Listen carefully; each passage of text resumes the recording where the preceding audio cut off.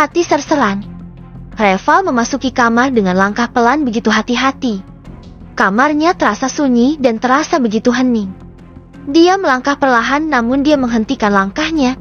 Reval tampak terkejut dan langsung menghentikan langkah Nah. Istrinya, Arafah, terbaring lemah dengan wajah pucat yang mengejutkan. Namun, bukan itu yang membuat Reval terkesiap, melainkan pemandangan yang tak pernah ia bayangkan sebelumnya. Arafah tak memakai hijabnya dan rambutnya yang biasa ditutupi tertata rapi dan terurai di atas bantal. Arafah tidak mengenakan hijabnya. Reval menatap Arafah dengan mata yang penuh kagum. Wajah Arafah begitu memukau walaupun terlihat pucat. Kulitnya yang putih berseri dan wajahnya yang begitu sempurna. Namun, yang paling menarik minat Reval adalah rambut panjangnya yang terurai indah. Arafah tidak memakai hijab seperti yang selalu dilakukannya di hadapan Reval, walaupun dia suaminya yang sah. Reval merasa terkejut. Tidak menyangka bahwa Arafah bisa lalai dan menunjukkan keindahan rambutnya pada dirinya. Mungkin gadis itu tak sadar karena sedang demam, pikir Reval.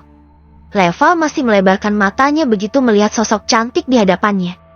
Dia masih tampak terpaku menatapnya. Arafah, wanita berjilbab yang selalu di sisinya, tengah terlelap di ranjangnya dengan hijabnya sudah terlepas.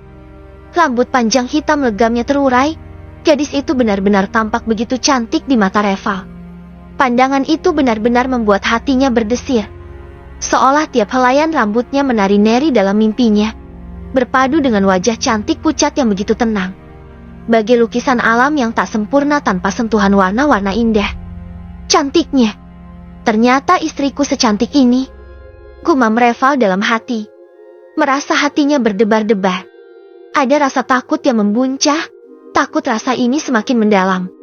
Namun, dia tidak dapat mengalihkan pandangannya. Tampaknya, hatinya sudah terlanjur terikat. Wajah Arafah yang pucat menarik perhatiannya. Dengan wajah yang merona matanya yang sembab, terlihat jelas Arafah sedang tidak enak badan. Reval merasa prihatin. Dia menggigit bibirnya, memikirkan apa yang harus dia lakukan. Ada keraguan yang terlintas di benaknya, tetapi hatinya menuntunnya untuk bertindak. Reval membenahi bantal dan berjalan perlahan menuju ranjangnya. Hatinya berdebar saat dia mencoba untuk tidur di sebelah Arafah. Dia berusaha merasa nyaman dengan situasi tersebut, mencoba untuk menenangkan detak jantungnya yang begitu cepat.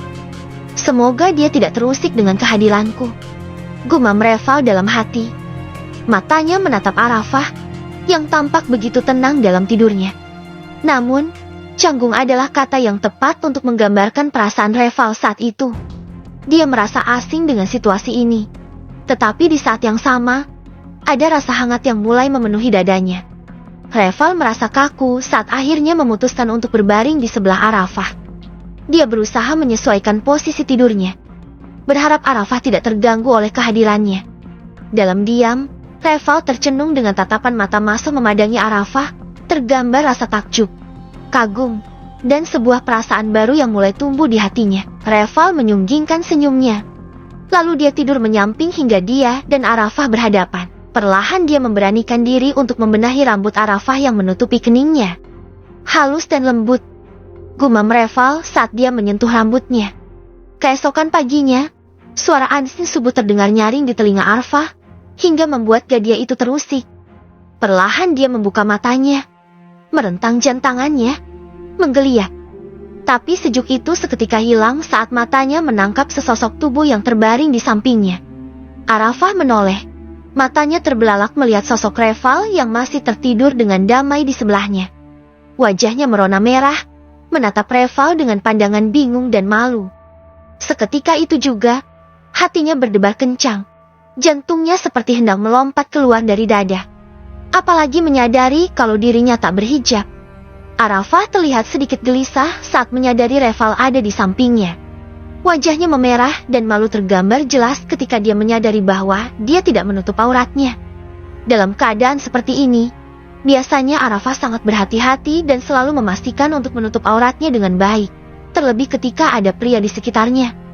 Arafah segera memakai dan membenarkan hijabnya. Namun tangannya masih lemah karena demam yang belum sepenuhnya sembuh. Dia merasa sangat malu dan berharap bisa memperbaiki kondisi ini. Reval yang sedari tadi pura-pura tertidur tampak mencuri-curi pandang. Melihat ekspresi malu di wajah Arafah, dia menarik satu sudut bibirnya. Arafah mencoba bangun perlahan, berusaha bergerak tanpa membuat suara agar Reval tidak terbangun. Namun, sepertinya usahanya sia-sia. Kakinya tersandung selimut yang dia gunakan, hingga tiba-tiba tubuhnya jatuh terjerembab menimpa Reval dan menindih lelaki tampan itu. Padahal Arafah berusaha keras agar bisa menahan beban tubuhnya dengan tangannya. Dan Arafah semakin tersentak kaget saat Reval membuka matanya hingga mereka bersitatap. Maaf, Bang," ucap Arafah dengan suara bergetar, hatinya masih berdebar kencang. "Aku gak sengaja," ucapnya lagi. Kemudian berusaha bangkit dari tubuhnya, namun tiba-tiba Reval memeluknya. "Yang benar, gak sengaja, jangan-jangan kamu mau cari kesempatan," ucap Reval sengaja menjeda ucapannya. Karena kalimat itu yang biasa Arafah ucapkan padanya, wajah cantiknya seketika merah padam. "Ih, apaan sih? Awas tangannya, jangan cari-cari kesempatan," ucapnya suak. "Kamu duluan." "Loh," goda Reval sambil menahan senyum. Arafah tampak kesal. Dia merasakan pipinya semakin memanas, merasa malu karena insiden yang baru saja terjadi. Dia bangkit dari tempat tidur, mencoba melupakan kejadian memalukan itu. Arafah bergegas ke kamar mandi, sambil kemudian menoleh ke arah ranjangnya menatap Reval yang kembali berbaring sambil menutup mata dengan lengannya. Sementara bibirnya masih menyunggingkan senyum. "Dasar preman nyebelin, selalu aja cari-cari kesempatan," ocehnya kesal. Pagi itu, terik matahari menyapa dengan kehangatannya. Arafah, seorang guru TK yang selalu penuh semangat dan ceria, mendadak bangun lebih awal dari biasanya. Kejadian subuh tadi masih terus terngiang dalam benaknya. Dalam kesalahan yang tak terduga, Arafah terjatuh dan tak sengaja menindih tubuh Reval, sang suami kontraknya. Wajah Arafah memerah saat mengingat kejadian itu, membuatnya merasa kikuk di depan Reval. "Apaan sih? Diingat-ingat terus. Tapi kenapa aku bisa seceroboh itu? Nanti dia ngira kalau aku syah lagi sama dia. Ih," gumam Arafah sembari menggigit bibirnya. Sebuah usaha untuk mengusir gugup yang melanda perasaannya. Dan saat berpapasan dengan Reval, dia berusaha sebisa mungkin untuk menghindari kontak mata dengan Reval, takut jika lelaki itu bisa membaca perasaan aneh yang menggelenyar di hatinya.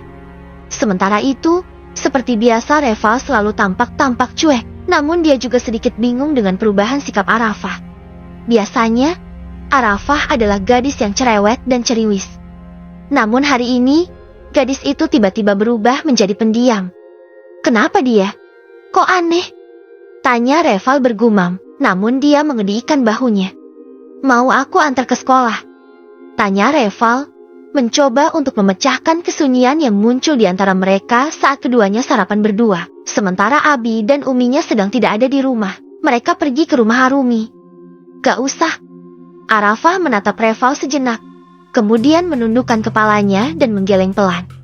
"Gak usah," jawab Arafah dengan suara yang nyaris tak terdengar. Reval mengernyitkan dahinya, mencoba untuk memahami apa yang sedang terjadi. Namun, Arafah tetap bersikukuh dan terus menghindar dari pandangan Reval. Takut motornya mogok lagi. "Ya?" tanya Reval sambil tergelak. Namun Arafah tak menjawab. Dia hanya diam, membuat suasana menjadi canggung kembali. Arafah merasa perasaannya semakin tak terkendali, dan Reval merasa semakin bingung. Namun dia jadi ingat kejadian subuh tadi, membuat Reval tersenyum penuh arti. Mereka berdua sama-sama memilih untuk menyimpan rasa mereka masing-masing, berusaha sekuat tenaga untuk menjaga jarak antara satu sama lain. Pagi itu menjadi saksi bisu atas pertarungan batin antara Arafah dan Reval tentang perasaan yang tak mereka mengerti. Hari berjalan seperti biasa. Matahari di langit menunjukkan bahwa sudah saatnya Arafah berangkat ke sekolah. Di sekolah, Arafah tampak tidak fokus. Dia sering terdiam sendiri, menatap kosong ke arah jendela kelas. Dia mengingat kejadian pagi tadi, saat dia dan Reval saling menghindari pandangan. Arafah menarik nafas dalam-dalam, mencoba untuk mengusir perasaan aneh yang mulai tumbuh di dalam hatinya. Siti, sahabatnya sejak kecil, melihat perubahan pada Arafah. Biasanya, Arafah adalah gadis yang ceria dan cerewet. Tapi hari ini, Dia tampak pendiam dan serius. Kamu kenapa? Fah, dari tadi timbai. Kecapean? Ya semalamem. Tanya Siti sambil terkekeh. Dia jadi penasaran dan berusaha mencari tahu apa yang sedang terjadi. Arafah hanya tersenyum tipis. Kecapean kenapa? Ada-ada aja. Ujar Arafah. Ah, suka pura-pura. Pasti si ayang ganas. Ya, Fah, secara dia itu mecu banget. Ujar Siti senyum-senyum. Gak ngerti. Ah, apa yang kamu omongin? Ujar Arafah sambil pura-pura minum untuk menghilangkan rasa gugupnya. Alah, pura-pura. Tapi tak doain, Fah, cepet-cepet dapat momongan. Kalau semalam 4-5 ronde, anaknya katanya cewek. Fah, tapi kalau 6 ketas bisa jadi cowok. Ucapnya dengan wajah serius. Seketika minumnya langsung menyembur. Untung tidak mengenai wajah Siti. Siti ya Allah istighfar. Kamu kalau ngomong ada-ada aja. Ih, ujar Arafah bergidik sambil menahan senyum. Kemudian Siti mengajak Arafah untuk berbicara di taman sekolah. Di taman itu, angin sepai-sepai bertiup, daun-daun pohon bergoyang lembut. Siti duduk di sebelah Arafah dan memandang gadis itu. Kok bisa nikah sama si tampan itu? Gimana ceritanya? Fah, bukannya kamu itu mau dinikahi hari? Idrus, ceritain dong. Fah, pinisirin aku. Ujar Siti sambil terbahak. Sahabat sengkleknya itu selalu kepo. Ya gitu, namanya udah takdir. Ujar Arafah sambil menatap jam tangan yang melingkar di pergelangan tangannya. Ah, kamu kalau ditanya suka kayak gitu, itu ketemunya di mana? Kapan? Kan gak mungkin Ustadz Harun yang ngejodohin kamu. Panjang ceritanya, ya pokoknya mungkin udah takdirnya aja. Ujar Arafah sambil menatap ke arah Siti. Namun wajah Siti tampak berbinar-binar melihat ke arah lain, membuat Arafah penasaran. Dia pun mengikuti ke arah Siti memandang. Tampak Reval menaiki motor ninja warna merah, lengkap dengan helm full face. Lalu dia membuka helm itu seolah slow motion sambil mengibas-ngibas rambut sebahunya dan menyugarnya ke belakang. Lelaki itu terlihat begitu keren dan mempesona. Arafah terkaget-kaget melihatnya. Abang, lirihnya. Dia kaget lelaki itu ada di depan sekolahnya, padahal dia tidak meminta Reval untuk menjemputnya. Belum lagi dia merasa heran dengan motor keren yang ditumpanginya. Cieci, dijemput ayam di depan sekolah, bukan di depan gang. Hihihi. Ijar Siti sambil menepuk pundaknya. Suami kamu keren banget. Fah, orang tajir pasti. Motornya ya. Ampun, Bu Agus. Fah. Ujar Siti terkagum-kagum. Arafah segera menghampirinya. Abang, dari mana? Motor siapa itu? Tanya Arafah. Gak dari mana-mana. Aku sengaja kesini. Mau jemput istri aku. Ucap Reval tersenyum manis, membuat Arafah tersipu. Udah selesai kan ngajarnya? Tanya lagi. Udah, tapi kan aku gak minta dijemput. Ujar Arafah. Aku khawatir. Wajah kamu mai pucat gitu. Ayo, naik. Ucapnya. Tapi ini motor siapa? Bang. Tanya Akfah lagi. Penasaran. Motor temen. Gak usah khawatir, gak akan mogok lagi. Ini masih baru. Kok? Ucapnya. Masih baru kok udah berani minjem. Bang, kok boleh? Sih, apa gak takut rusak nantinya? Cerocos Arafah. Maksudnya gak baru-baru banget, cuma kayak kamu gak perlu takut mogok. Ujar Reval. Ya sudah tunggu sebentar, aku ambil tas dulu.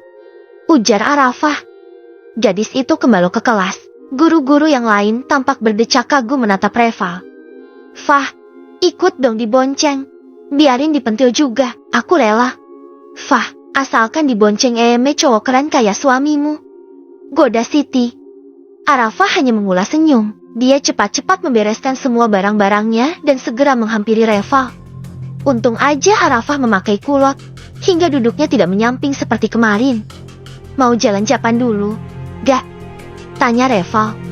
Gak usah, langsung pulang aja. Tolaknya.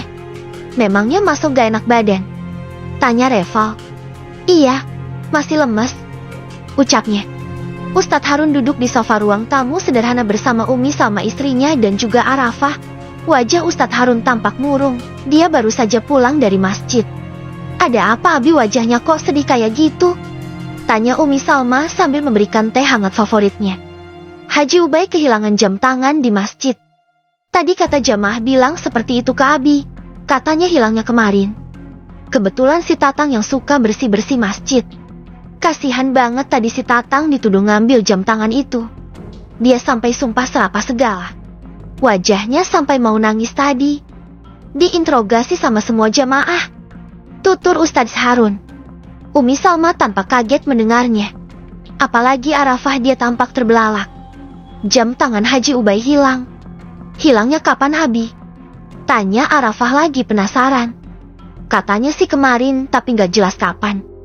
Haji Ubay sampai gak mau salat lagi di masjid. Katanya itu jam tangan harganya mahal. Arafah langsung duduk dan memfokuskan pandangannya pada Ustadz Harun dan Umi Salma, ibunya yang duduk di sebelahnya. Mereka berdua tampak tegar dan cerdas seperti orang tua idaman. Arafah langsung merenung mendengar cerita itu. Hatinya tergerak oleh kejadian tersebut. Namun, tiba-tiba sekelebat pikiran muncul dalam benaknya. Benda-benda mewah yang dibelikan suaminya, Reval, belakangan ini tiba-tiba melintas di pikirannya. Arafah mulai mencurigai suaminya sebagai pencuri jam tangan tersebut. Apalagi, kemarin Reval membelikannya begitu banyak barang. Apalagi Reval sendiri bilang kalau dia dapat uang dari hasil menjual jam tangan. Ya Allah, jangan-jangan abang yang nyuri jam tangan itu. Gumamnya dengan wajah ketakutan.